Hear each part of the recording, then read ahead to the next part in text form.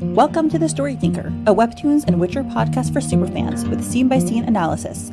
Featuring sharp co-hosts for a fuller picture, we dive deep into character psychology, relationships, and theories. We'd love it if you could like, subscribe, comment, and rate us on all podcast platforms and social media. For bonus content, you can support The Story Thinker on Patreon. Let's begin.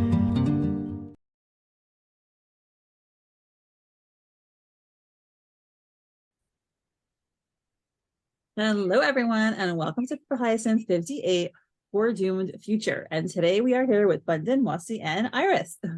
Hi. All right. First of all, it's been we're right now recording during the hiatus between like the middle of season 3. So this is fun to get into some Purple Hyacinth content again while we're on break. So I hope you're all excited too. Yes. Definitely. Yeah, these are some of my favorites. So yeah. Same. Yeah. All right, so basically we have just a little recap of what's been going on. Lauren and Kieran, this is their ninja episode. They've been on the roof, and then ta-da! Lauren discovers, of course it's you. God damn it! Oh, and it's hilarious. I love it. And I have to say, just like seeing their faces again, it just brings me joy. Yes, same. I'm like, my babies. Yes. And the whole Carmine Camellia arc is just, it's so good. It's the perfect blend of like silly humor with like interesting plot and locky tension. Yes. Them. That's all I have to say. Them. Exactly. Them. It's them. Oh, I love it. And they're both like sweating because they're both, very well matched. So they've been giving each other a good workout. I love that she pinned him to the ground again. Yes. You're all for pinning to the ground. Exactly. I was gonna say, I bet Kieran also loves that she did it. Yeah, maybe not in this moment, but he's probably thinking that's about true, it. That's true. And he's like, Lauren? And she says, what the hell? And he's like, what are you doing here? And Lauren's like, oh, apparently the same thing you are. I'm here for the meeting. And she's got her knife out. Which I am now missing. I should have expected you to come. Well, duh. We called it, like, of course. No, yeah. Did we? I don't know if I wasn't here at the time. Did the fandom like predict that was Kieran like right away? Oh well, yeah. So I know for me, like Soph had posted some screenshots of when she had her knife up to Kieran's throat in the last episode when she first discovered it was him.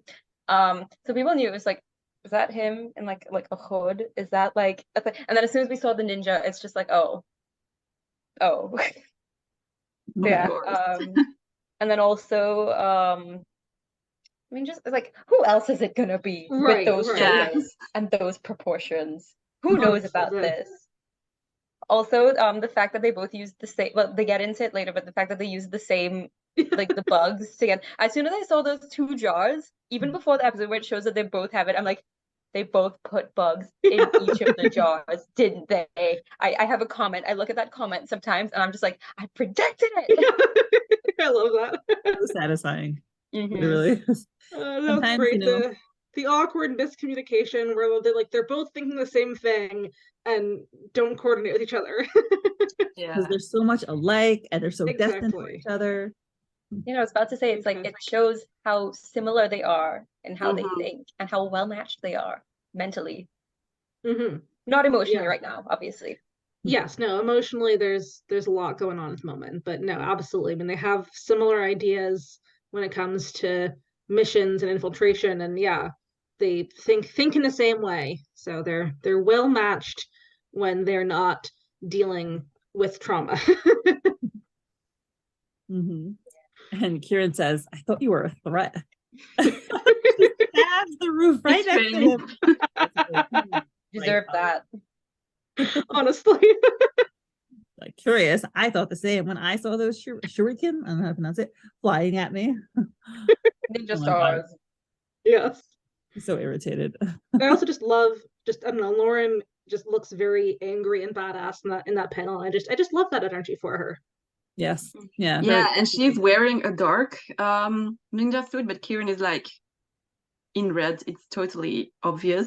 Kieran's just, like I said, he cares about the style. Like, who cares about like the purple hyacinth? Nothing about his whole aesthetic is stealthy or subtle. Like his titty window shirt, that's not exact, that's not like practical, it's not stealthy, it serves no purpose except to look great, and it looks great. So clearly he is a man who cares more about style than substance.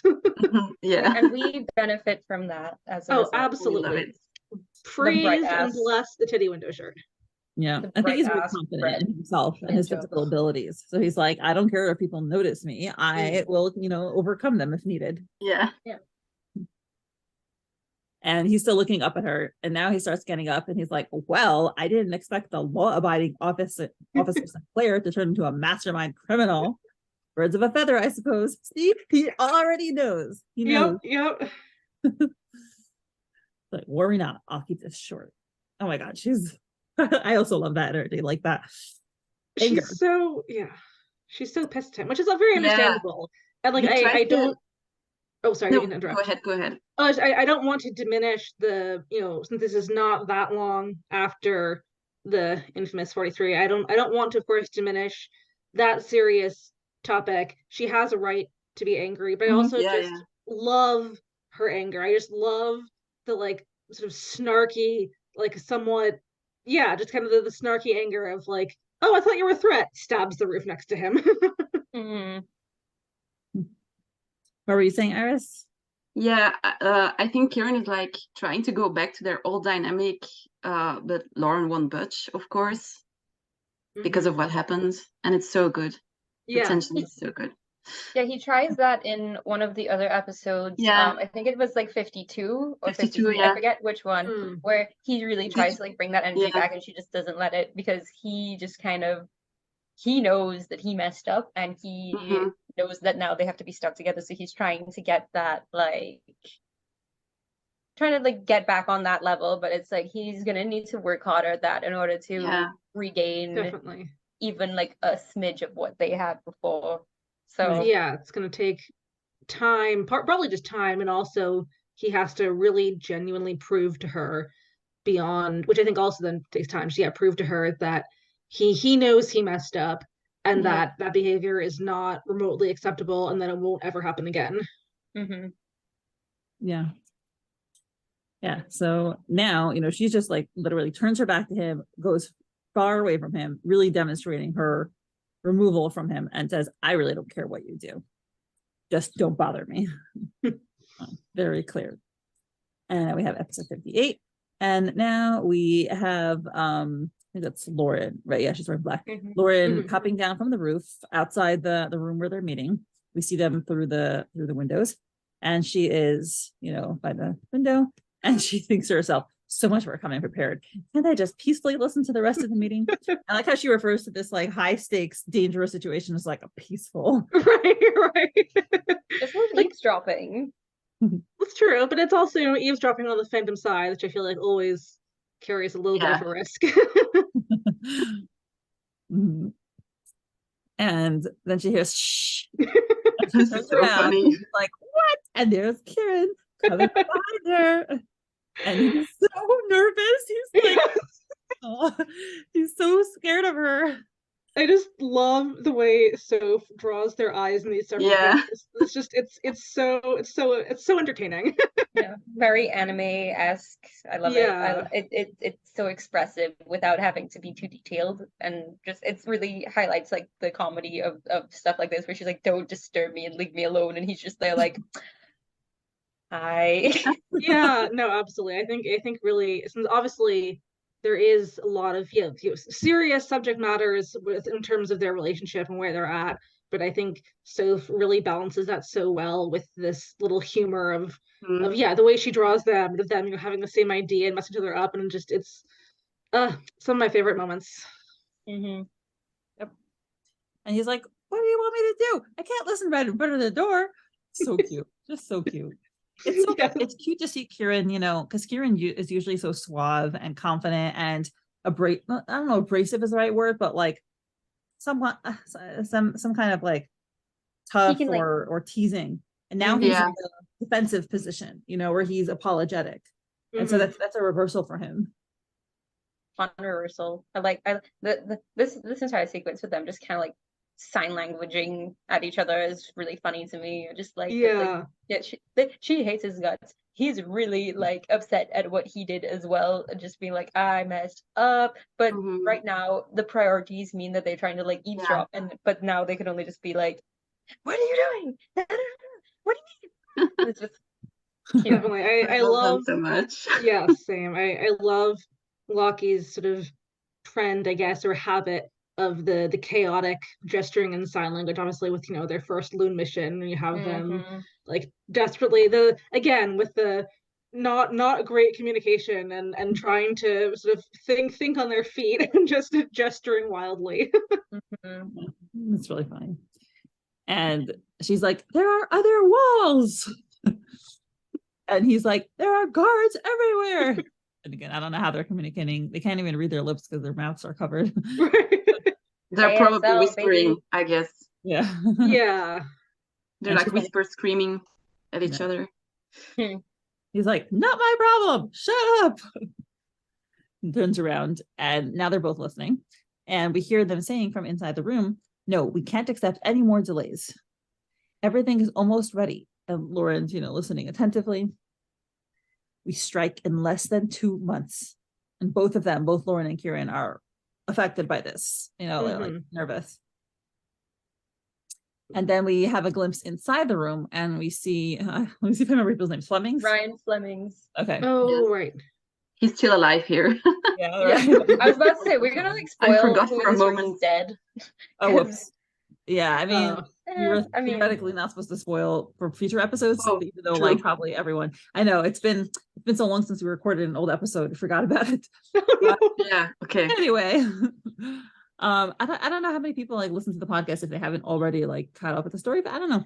No, Might be some new ears. Practice. yeah. Well, anyway, like, whatever. Just forget it if you haven't heard it yet. Yeah. Ryan Flemings is alive and well. There's so many people. And he says, officially 3. The cargo will arrive on different ships. The last one sets sail on February 12th and should be here by the 14th. Yeah, And I just noticed they have refreshments on the table. They have like chocolate and soup or something. Yes. Looks good. Yeah, they showed in the previous episode like the hostess or the waitress like putting them in the room and having all the food set out and Oh, stuff. right. Yes. Yeah, I mean, I guess if you're going to have a top secret mission at a restaurant, like you may as well also get some food. Like it's like, sure, your business is evil, but it's still a business meeting, and I feel like why not have nice snacks for business meeting? Yeah. And Bella's sitting at the table, and the dark-haired lady who we don't know her name yet, right? No, I don't think so. No, not yet. No. That is like the end of this season. I'm pretty sure. So the messenger says, what about the hideout? Do we still have the storage space? And the dark-haired lady with the fur collar says, of course, everything's well hidden underground and under constant surveillance. And now messenger asks, what about your side, Sake, who was also alive and well? Yes. And he says, you can tell the leader not to worry, messenger, with his little side grin. I only buy the best. All right. Okay. The nitroglycerin I'm bringing in will blow this backwards country's bombs out of the water. Also, I'm wondering why he thinks 𝗏𝗏𝗃 is backwards. Like, I think it's like the social thing with like the monarchy and the class difference, but also maybe it's just, well, obviously we know that he's not really big on that. He's just the worst. Yeah. So yeah, but no, it is interesting because I feel like there aren't really that many references to the world outside of 𝗏𝗏𝗃. I feel like this is, unless I'm forgetting things, I feel like this is one of the few times it even mentions like other countries. Yeah, the fact that, you know, like this backwards country kind of it makes me a little bit curious about what the rest of this world is like. Obviously, it's not important to 𝗏𝗏𝗃 since we haven't seen it, but I'm just like, wonder why he thinks 𝗏𝗏𝗃 is backwards. You know, I feel like this was mentioned before this, so like correct me if I'm wrong, like sorry, like this is not really a big spoiler, this is like an offhanded like comment. But I remember Kieran saying that he was abroad for several months. Right. He was overseas. I feel like it was mentioned twice. It was mentioned in like the New Year's episode, and it was mentioned, I think it was mentioned before this. Yeah. Because it mentioned that the Purple Hyacinth hadn't struck in like a while. Right. That he wasn't around. I think they mentioned that somewhere. I might be wrong, but so yeah, another reference to him being abroad. I really want to see what Kieran was doing abroad. Yes, same. Yeah, no, I think also, I mean, isn't there also something about like 𝗏𝘂𝗃, how like, you know, when 𝗏𝘂𝗃 shows up again, how like, oh, like he's like back in town or back in the country. Yeah, he was also overseas. Yeah. Yeah, so obviously, of course, it makes sense that the world is not just 𝗏𝘆𝗃, but I mean, we know there's of course like a port, since we've seen like the shipyards, but yeah, we don't really know anything else about what the rest and of the it makes me wonder if Kieran was already like investigating 𝗏𝗄𝗃's operation, maybe. Oh, interesting. I mean, he's the one who proposes 𝗏𝗄𝗃 as the one to go after first. So, and we do know that he was also working on it from his end and like hit a wall, just like Lauren had, and that's why he's the one who proposes the deal in the first place. Right, right. That makes sense that he would already have a certain level of intel beforehand. Right, yeah, and then it seemed like, already he had the idea that the seventh apostle was like the easiest starting point, you know, the easiest way to chip away at, rather than any of the other apostles. So yeah, that makes sense. All right. So who says 𝗏𝗃? I think that's 𝗏𝘂𝗃. Yeah, because you can see like the edge of his like scar. Okay. Oh yeah. Birthmark, whatever it is. And he says the Allendale tragedy will only look like a tiny sparkler compared to what's to come. Both Lauren is definitely traumatized by that, and Kieran also seems to be strongly affected. As strongly as Lauren, I don't know, but you know, they're both very shocked here. Right. And I think like obviously Oh, you go ahead. Oh, okay. Well, I think, yeah, I mean, obviously, of course, Lauren has the personal trauma history with Allendale, but I think also, regardless of that, if you hear that, you know, this like major tragedy where I don't remember how many, whatever, hundreds or thousands of people were killed in this like horrible terrorist attack, if you hear that like, oh, this looks like a tiny event compared to what's to come, I think that would be enough to horrify anyone, even if you don't have personal trauma. Yeah. You know, I was gonna I'm basically saying that same thing, and also like, I like that they have this because like we know like that Kieran's like, he's done bad things, he's done things that are not like okay, obviously, that like, you know, but he's not a bad person. He wants to try to improve things, like he wants to take them down, and so like hearing about this, it just kind of shows his like his immediate like unfiltered reaction. It just shows it's like, you know, he's concerned for life as well, which is something I appreciate that they highlight again, because again, we know, like especially Lauren knows that he's like the phantom, he's the Hyacinth, he does all of these murders. She does not like him right now, and she's not seeing his reaction right now, but we see it, and we know that this is like his candid, unfiltered like reaction to this information. And it's like, it just adds to like more of his characterization. Yeah, absolutely. And now he continues, provided that the messenger says, provided that the merchandise survives the journey to Ardhalis, the slightest shock could cause the ship to go up in flames. Oh my God, that sounds like a terrible ship to work on. Honestly,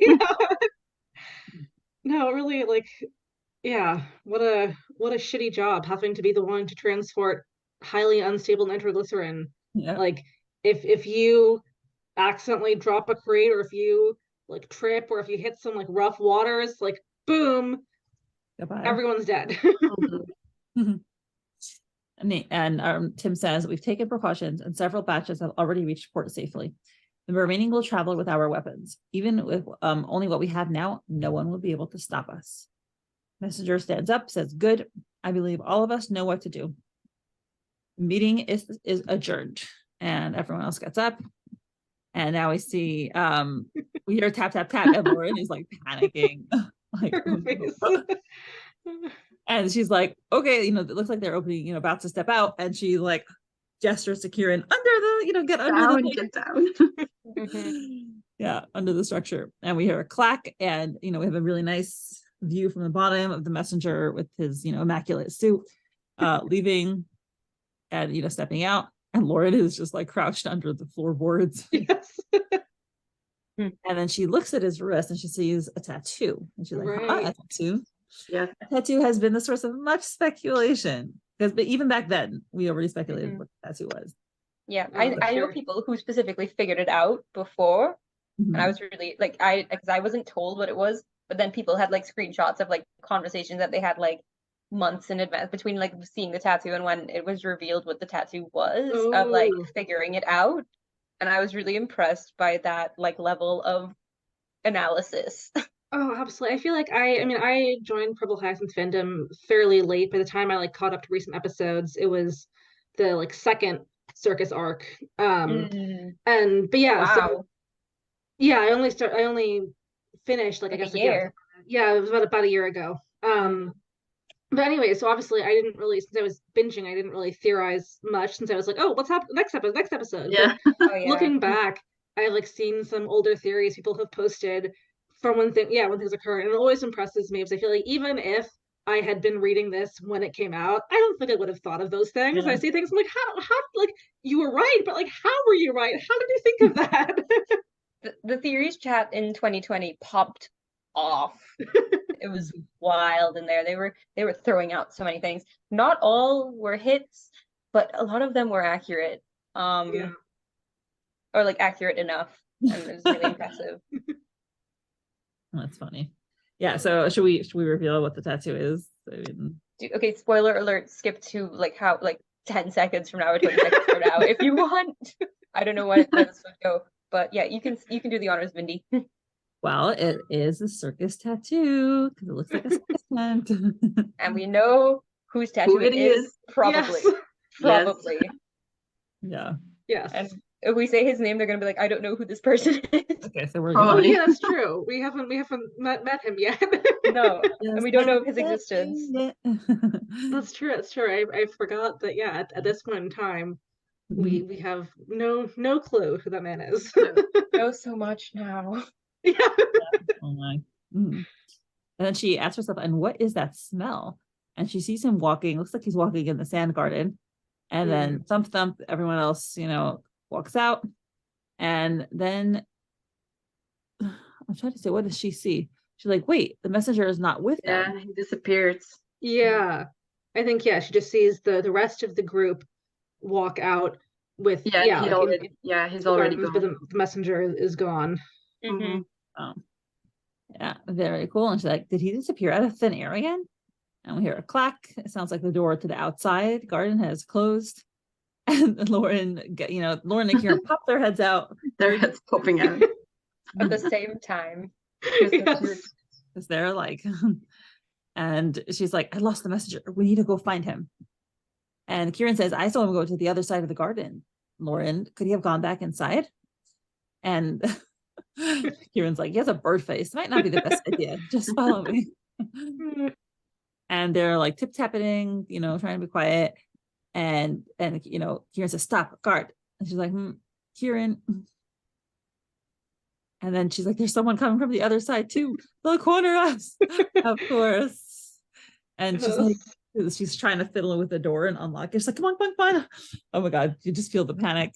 And absolutely. Get to see some good lock picking still. And they like run inside like really fast and shut the door just in the nick of time. And he's like, great idea. Good luck seeing when the way is clear. She's like, if you shut up, I could listen for their footsteps. Oh, the snark. It's just both of them. Like Kieran is, I don't know. Kieran is just, He's Kieran, and we love he's him. being himself. Yeah. It's like I don't know if being snarky is really the best idea right now when Lauren's already mad at him, but I'm also like, I just love his snark and his little comments like, oh yeah, good luck seeing when the way is clear if you don't close the door. It's like, okay, Kieran. The weird face. Yeah, like, do you have any better ideas? Like, we're listening. Lauren's listening. Maybe. The banter. We love it. I missed it. They're really great. And then he looks at her, and it's interesting. What I see when he looks at her is like he's, kind of thinking about their relationship at this moment in time. I think of it more as like not a practical look necessarily, but a contemplative look. Yeah. Definitely. It looks contemplative, and then maybe sort of. Yeah, I wonder if also, of course, I think part of the reason for his snarky comments is because like. I think Bundin, you were saying earlier how he tries to like get back into the banter and sort of the old relationship, but Lauren's just not having it. And so I wonder, to me, with that look, I see him yeah, sort of maybe questioning like, oh, is this like, snark a good idea? Like Lauren doesn't seem maybe like the playfully irritated the way she often was in the past, but more genuinely pissed off at him and sort of wondering like, yeah, where the relationship is, where he stands, and how to kind of deal with that. Mm-hmm. Yeah. And unfortunately, he hears the thud and he's like, yeah, problem is I'm hearing footsteps on the corridor, not the patio. And they hear tip, tip, tip, and there's a light. Lauren's freaking out again. And there she is. Oh. We have our beautiful, fabulously dressed Lady A. Why is she always there? She's everywhere. It's honestly, yeah. Didn't you know she's the leader of the Phantom Scythe? Exactly. Yeah, she's the leader. She and the butler are both the leader. The leader is actually both of them in a trench coat. Yes. Yeah. Yeah, that's my theory. Sprouts. You heard it here first. The leader is Lady A and the butler in a trench coat. Maybe they're apostles. I don't know. It's like, I've also wondered, like, are they just there for like comic relief? Yeah. Or do they actually serve a purpose? Is there gonna be some sort of big reveal later where it's like, oh, Soph has been planning on this whole time? They're actually important? I don't know. The running gag that always keeps giving. We don't know what it'll be in the end. Yes. We're curious. Many theories. Mm-hmm. Many discussions. Are we overthinking, underthinking? Who knows? Mm-hmm. Her outfit is immaculate. She has lanterns on her top of her head, coming out of her head, and she's like, finally the restrooms. I think her outfit is like Frenchy style. And Kieran and Lauren are like in the shadows and they're just looking at her, but they don't say anything. And she's like, she is freaked out. She's like, assassins, which I have to say that shows some, some recognition skills. Like if I was, I don't know if I would think assassins, I would think like random people, but okay. But yeah, no, I think. Sorry, you go ahead. Okay, like this is not the first time she's been scarily accurate with her accusations. Yeah. Remember, she's like, I heard two people running across my roof last night, and one of them sounded like a woman purple has an accomplice. And Lauren's just there like, yeah. It's scary. No, absolutely. She definitely can be. She should join their team with her skills. I mean, exactly. No, people. I'm a detective. Yeah, people often talk about wanting to see the, 𝗏𝗏𝗏𝗏 and Kiwi team up, which I am one of those people. I want 𝗥𝗏𝗏𝗏. But yeah, you could have form the whole, anti-Phantom Scythe team and have it be Lauren, Kieran, Kiwi, Bella, Adam, 𝗏𝗏. Exactly. 𝗏𝗏, Bella can join, Lady A and the butler can join. The more the merrier when it comes to taking down the BS. We got Uncle Tristan. Exactly, Dakin. Hopefully. If he's not, hopefully Dakin, we'll see. Holding out hope for you, Dakin. Fingers crossed. Yeah, and Lauren and Kieran are hightailing it out of there while she's dashing that way. They're going the other way. They're just like a blurs of motion. And the butler with his asparagus, I think he's holding Brussels sprouts in his hand. Yeah, I think. Because she can't be without her precious Brussels sprouts. He's like, my lady, and they're just whooshing around the corner. He's like, fear nothing, my lady, I shall protect you with my Brussels sprouts attacks. And there he is. He's all ready to the Brussels sprouts and the rose petals and the dramatic running. It's just it's quite the panel. She's like, what has frightened you? And she says, 2 assassins. And her like eye makeup is running, armed. They were and then, wait, they're gone. She says, it was an ambush. I'm sure they were here to kill my handsome butler. And the guard comes. He's like, my lady, please calm down. Where did they go? I won't let anyone touch my princely butler. And of course, she's not answering the question. And he's like, my lady, where did they? Oh, my darling butler, you're alive. And he's like, my lady. Not poor guard in the back. I'm not getting paid enough for this. Yeah, one of the few canon ships in this comic, even now, honestly, unsinkable. Like their love is eternal. They will be the one ship at the end that lasts forever. True, yeah. They are going strong. They are, yeah, like I said, they're unshakable. Nothing can take down the butler and Lady A. They are the true power couple of Purple Hyacinth. Yep. And the poor guard is like finally trying to get to the butler. She's like, Mr. Butler, did you see the men she's talking? And she just doesn't let the guard get a word in edgewise. I was so scared to lose you, my statuesque butler. He says, no, you're alive. No, what does he mean by no? Like, no, I'm alive? Like, no, she I Mr. assume Butler, so.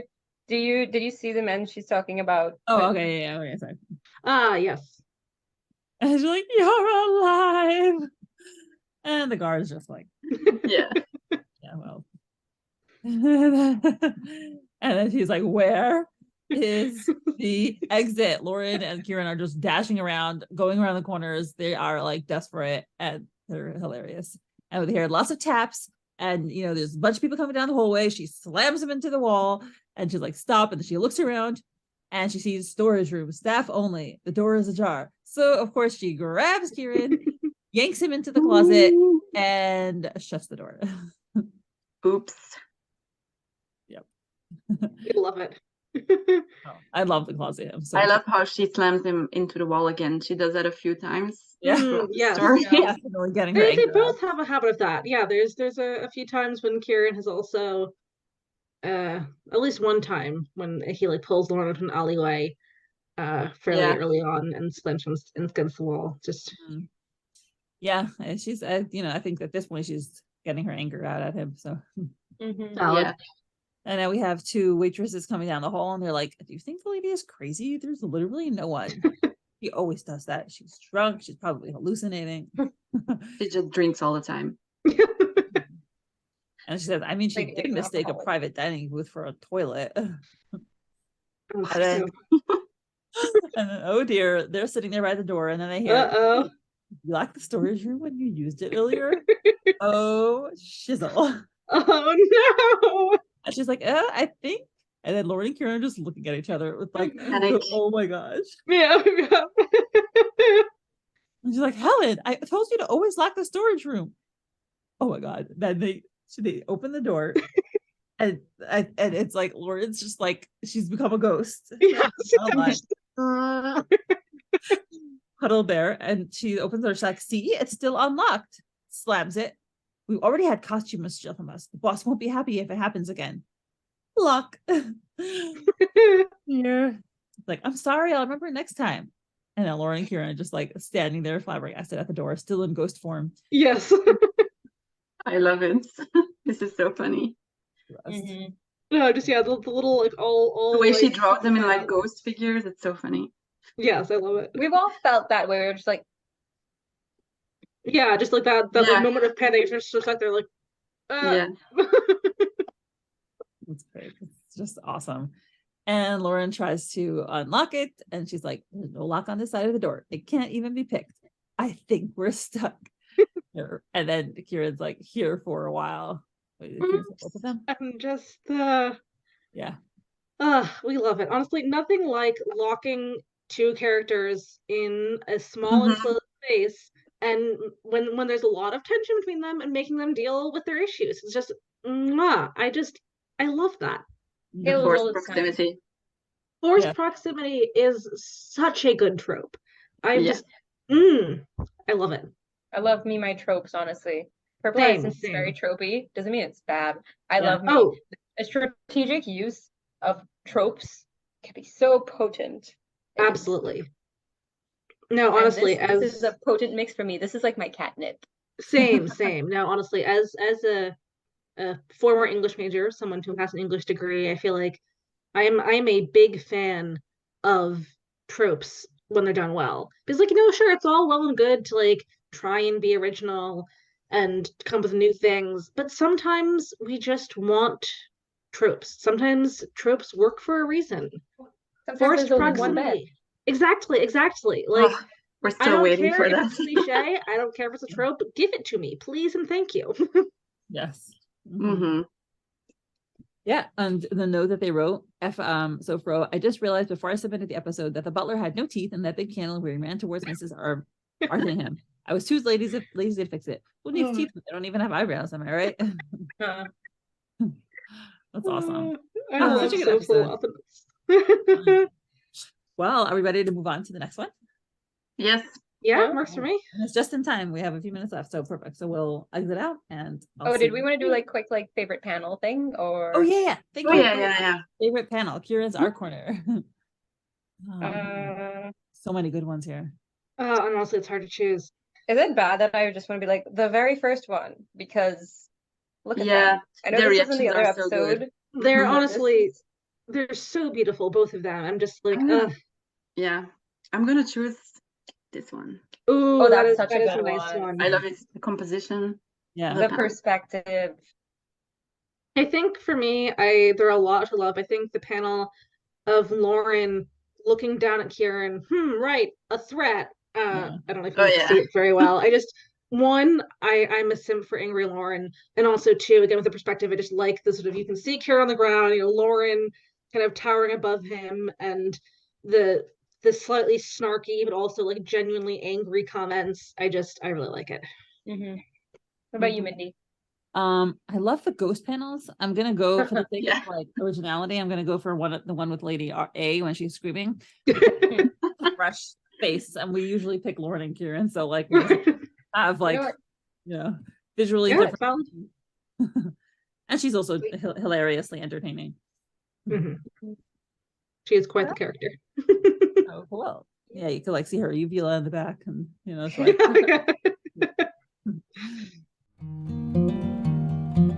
Thank you so much to my current patrons: Susie, Lily, Molly, Veronica, Emily, Jo, Rochelle, Saucy Tacos, Ian, Rose, Alexa, Misty, Joanne, Esther, 𝗦𝘂𝗽𝗵𝗄𝗏, Emily, Jean, Kay, Lily, Beckett, Duranda, Christine, Sadie, Teresa, Mrs. Castaldo, Emma Pora, Ruby, and Natasha. Your support is truly appreciated.